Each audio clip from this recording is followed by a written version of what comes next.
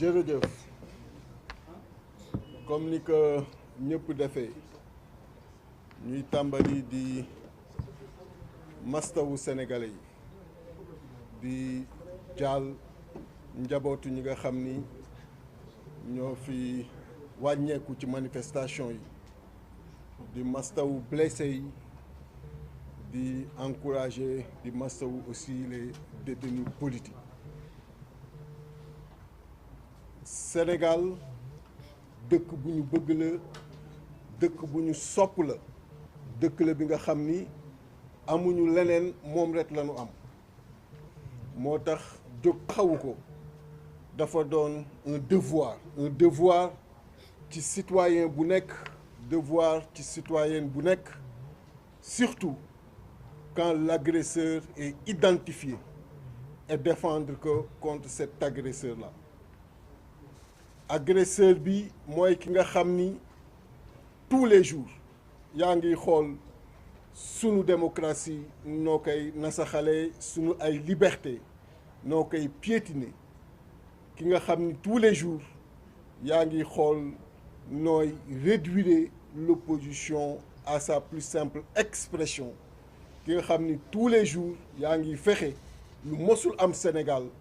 nooy écarter ay candidats. Le président Habib est là, on en parlait hier encore que écarter ay candidats ci présidentiel ci président Macky Sall la tàmbale. Avant li nit ñi doon jóg di wax cher na wala cherul mooy caution bi la nit ñi jàppee woon xëy na doon na atteindre niveau bi nga xam ni du ku nekk moo mënoon di joxe loolu pour doon candidat fa la wax ji yemoon mais président Macky Sall moom moo yegsi dugal li nga xam ni mooy parrainage dugal également chaque fois nu muy créer ay dossiers pour écarter ay candidats loolu mosul doon le débat ci participation mosul woon am kon tey taxawu sunu askan taxawu sunu Sénégal protéger ko contre ces agressions day doon un devoir di wax sénégalais yi nag ni xam nañu ni ku nekk ci ñoom fii jaaxle nga ku nekk ci ñoom am nga njàqare surtout boo demee ba ki nga xam ni moom nga jël jox ko mandat mu ni léegi yaay dellu si ñaan ma njëkk pour ma delloo la mandat xam nga loolu metti na quand le patron qui est le peuple sénégalais jël nit kenn jox ko mandat kooku retourné wu ni je suis le patron des sénégalais da ngeen may ñaan mandat ma delloo leen kon xam nañu seen naqar xam nañu ku nekk fa nga toog li ngay dund parce que kenn bëggul sa biir kër nga xajal fa nit jox ko fa cër mu ñëw ba ci biir ni léegi kër gi sama kër la au contraire man maay xool ku nekk fu ma lay classé et c'est ça que le président Macky Sall nous a délivré comme message la dernière fois et je sais que sénégalais yi dégg nañu wax ji et je sais que sénégalais yi daan ko yemale place kon lii ñu nekk di def xëy na dañ ko porter tey mais chaque Sénégalais da ko war porter di remercier aussi la communauté internationale yàlla def na ay fan ci biir adduna bi def ay pays am ñu ma rencontré ñi nga xam ni ay xaritu Sénégal lañu ñenn ñi ni sax ay sénégalais lañu am ay préoccupations yu wér ci Sénégal ni muy doxee tey ñu waxtaan de façon très responsable ku ci war jël sa responsabilité def communiqué wax nga et donc ñu leen ci remercier di wax nag ni Yewwi Askan Wi ku nekk xam na ni c'est une très grande coalition et que mosul passer à côté de ses responsabilités d'ailleurs on a parlé du dialogue. On a été invité au dialogue, la coalition a rejeté. Mais, il y a un terme de référence. Il y a 47 points. 19e point, 47e point, 28 points. Lire les termes de référence. Lan lay wax nan ko waxtané culture, sport, jeunesse, emploi. Li nga xam ni moom lañ ko falee pendant 12 ans mu waroon ci indi ay saafara sénégalais yi waroon toll ci heure bilan à 8 mois de son départ muy nañu waxtaanee point yooyu loolu rek c'est un aveu d'échec un aveu total d'échec et loolu rek waroon na tax tey sénégalais bu nekk xam ni kon kii en réalité lim ni woowee woowu tappale la parce que ci 12 ans yi ñu ko fale 19e point bi ba ci 47e point yi loolu lan ko fale woon pour mu régler ko kon ñun nekkuñu ci yenn taxawaay yi li ma bëgg ngeen xam ko wax naa ko léegi mooy la coalition Yewwi Askan Wi est une très grande coalition et le président Ousmane Sonko qui fait partie de cette coalition subit une injustice inqualifiable ku amoon naatable ci injustice boobu la démonstration du juriste Ngagne Demba war na la édifier ci lu bare bare et nous le félicitons au passage parce que tey moom ak Birame Souleye ak Abbas ñoom ñoo fi représenté le président Ousmane Sonko bi nga xam ni ñoo ngi ko séquestré ñoo ngi ko empêché tout mouvement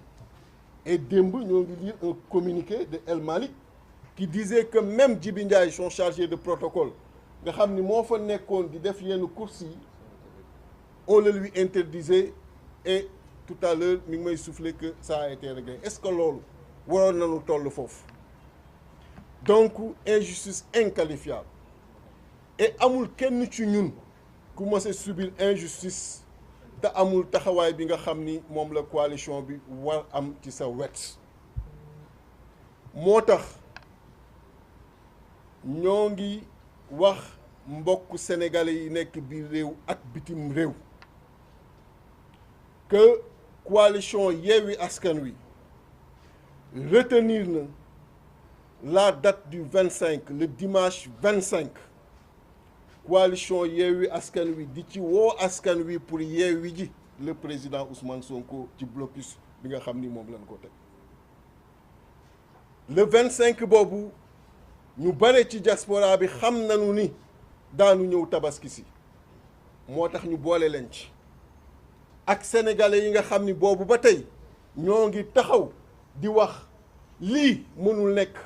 il faut ñu jóg ci il faut ñu xool nu ñuy def ñun nag mënuñuy nekk coalition bi jóg pour yeewi askan wi ñuy yeew suñu benn leader amul sens ku mënul yeewi sa leader noo mën yeewee ku mën yeew un de tes leaders noo mën yeewee askan wi bu fekkee sénégalais yi wax boobu ba tey ni gëm nañu ni yeewi askan wi dafa jóg pour yeewi askan wi gëm nañu yeewi askan wi aussi nanu jàpp ni yeewi askan wi woo na askan wi pour yeewi un des leaders le président Ousmane Sonko le dimanche 25 à 15 heures et fi ñuy daje daan leen ko communiquer nga xam ni foofu la ñuy daje ñun ñëpp bëgg nañu képp ki nga xam ni tey jàpp nga ni da ngaa war défendre le peuple sénégalais jàpp nga ni le président Macky Sall mandat bi nga xam ni yaaka ko joxoon toog na ni da nga ma ciy ñaan njekk loolu metti na la képp ki nga xam ni jàpp nga ni dund bu cher bii mu nga xam ni mi ngi la koy teg metti na la képp ki nga xam ni tey nasaxal na démocratie nasaxal liberté perturber na le système électoral perturber le système social et système économique loolu metti na la le dimanche 25 à 15 heures ñoo ngi la ci woo kon pour parler en français seulement ci action bi la coalition Yewwi Askan Wi je l'ai dit tout à l'heure est une très grande coalition une coalition qui n'a jamais manqué le rendez-vous de ses devoirs surtout quand on sait aujourd'hui que c'est une coalition qui paralyse l'essentiel des espoirs des Sénégalais. Et cette coalition présente ses condoléances à toutes les familles éplorées et à la nation sénégalaise dans son entièreté suite aux décès notés après les manifestations qui se sont produites et des manifestations contre l'injustice. Notez cette injustice contre le président Ousmane Sonko. Souhaiter un prompt rétablissement à tous les blessés mais également encourager tous les détenus politiques, ceux en prison et ceux errants comme El Malik que je vois ici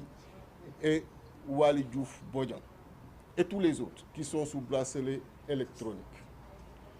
Et après 1000 réflexions, la coalition Yewwi Askan Wi a décidé à l'unanimité le dimanche 25 juin à 15 h de rendre visite au président Ousmane Sonko et de le libérer de ce blocus incompréhensible, injustifié. Et vous avez tout à l'heure entendu les développements de Ngagne Demba Touré et ceux qui doutaient encore des pratiques infondées, incompréhensibles. Je pense que cela, aujourd'hui, après cette démonstration, vont revoir leur position. Et nous lançons un appel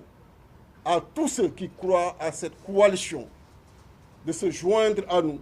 le 25, parce que nous savons que nos amis de la diaspora qui aimeraient participer à cette manifestation seront là à cette période. Et par conséquent, nous voulons un nombre impressionnant pour aller en tant que Yewwi Askan Wi, la coalition qui doit libérer le peuple ensemble, aller libérer un des leaders très déterminant qui a joué un rôle exceptionnel dans cette coalition pour aller justement le libérer de ce blocus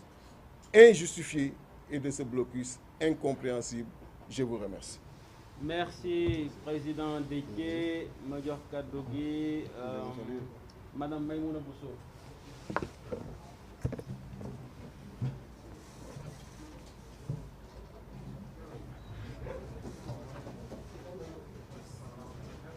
Après Cheikh Tidiane Dieng.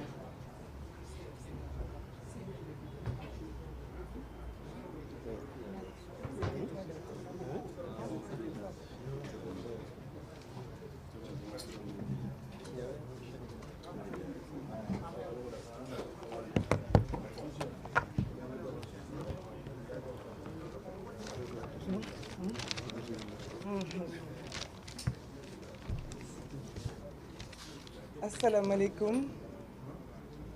maa ngi nuyu ñi toog ci assemblée bi yëpp di nuyu askanu Sénégal fi suma mbokk yi wax léegi jaar rek foofu lay tàmbalee